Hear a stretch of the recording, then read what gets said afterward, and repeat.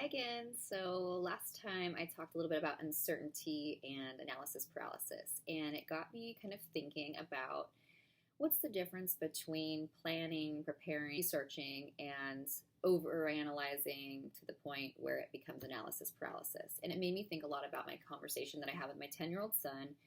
We had this day where he told me in the car on the way home from school, I have so much homework. I don't know if I'm gonna have time to get it all done. And he was all stressed. And then we get home, he just was doing anything and everything except for homework. But then he kept talking about how stressed he was.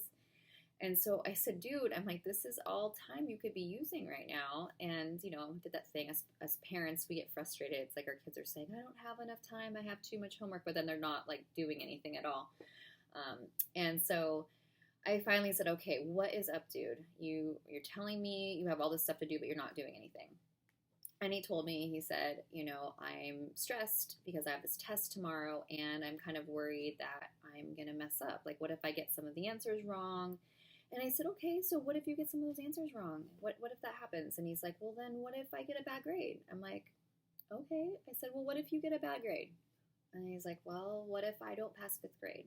I'm like, okay, do you think one test might mean that you won't pass fifth grade? And he's like, well, probably not. He's like, well, I don't know, but what if I don't? What if I don't pass fifth grade? And then what if I don't pass high school and college and then I don't get a job and then I'm homeless on the street? And I'm like, whoa, okay, hold on there. Let's pedal backwards a little bit. You could see where he was so overwhelmed. Like, when I heard his thoughts, I could see why he was feeling so stressed and why he was like kind of frozen. He had gone from a place of, what if I get a few wrong on my tests or I don't get them all right, to I'm going to be homeless on the street. And it felt very real for him. He was just, spiraling or spinning, I should say, like going in circles. And so it's something that we all do, though, sometimes, right? Like, I do it sometimes as a parent. Think about, like, have you ever had times as a parent where you're worried about if you're doing something right with your kids, or maybe you're facing a certain challenge you've never faced and you know, buy one of the gazillion parenting books out there, or maybe you go online to Dr. Google. I've taught parenting classes. I work with parents all the time, but I have those moments still where I'm like, I get so worried about the what ifs, and then it snowballs in my mind to, I completely forgot all the information that I know. And so my son was doing this. And as we got to talking about it, he did kind of start to, as he heard himself saying it, I think he was able to start to see that maybe what he was fearing wasn't as likely as it originally felt like it was going to be. But when it was all caught up in his mind, it was really hard to differentiate and to figure out,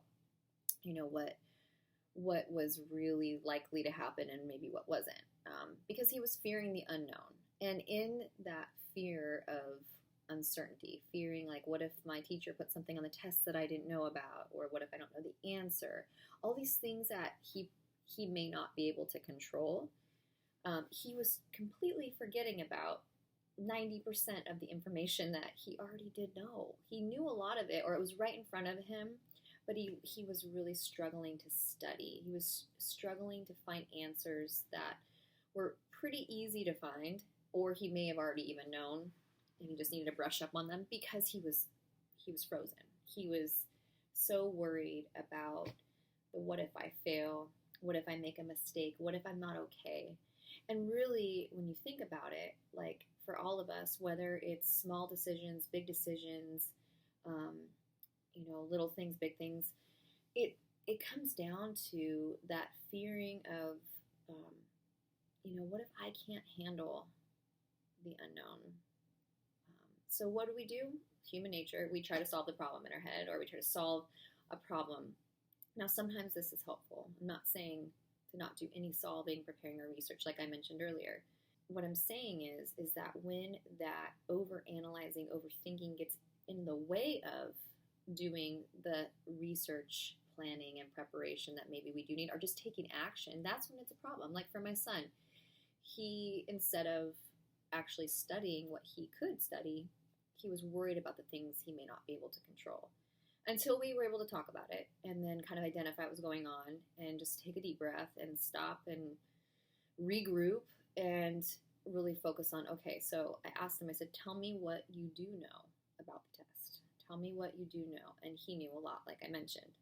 I said, so, okay, so where are the areas you're struggling on? And as he started to say them out loud, he even started to realize some of the answers as he was speaking and like talking about it. It's like, oh yeah, I remember that one answers in this one spot.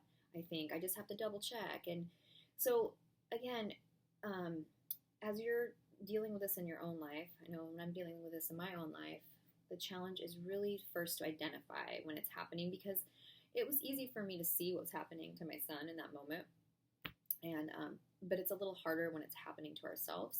So I always like to ask myself, like, where are those areas where maybe I've been wanting to make a change or thinking about a change or doing something, and maybe I keep thinking about it or talking about it and nothing's happening. Like, what really is going on there? And so, and then finding someone you could talk about it with, whether that be a loved one, a friend, or a professional. And I'm not talking about just looking for validation, because that could become a part of that, that whole analyzing and overthinking part. I'm talking about being able to say it out loud so you can really differentiate what it is that's going on, differentiate what you can control, what you can't, and start working on accepting the fact that you might mess up, accepting the fact that there may be some mistakes or that there may be some curveballs that are thrown your way that you can't control. But until you can find a way to be okay with that unknown, a lot of times it's really hard to put one foot in front of the other.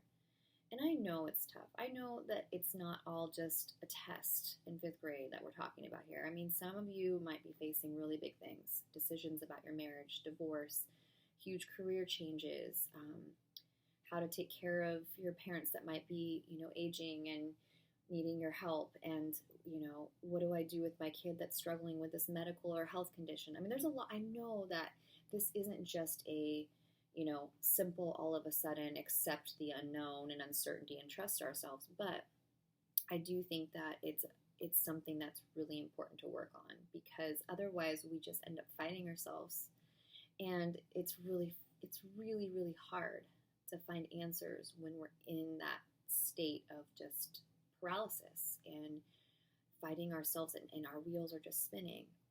So that's my encouragement to you, is even though I know it's painful, I know it's difficult, I know it's uncomfortable, can you begin to make room for accepting those things that you may not have control over, accepting that uncertainty? And if you were to be able to accept that uncertainty, what would you be doing different right now? Like, where could you actually be making some steps that before you felt so frozen that you weren't doing anything at all? So I look forward to hearing from you. Thank you.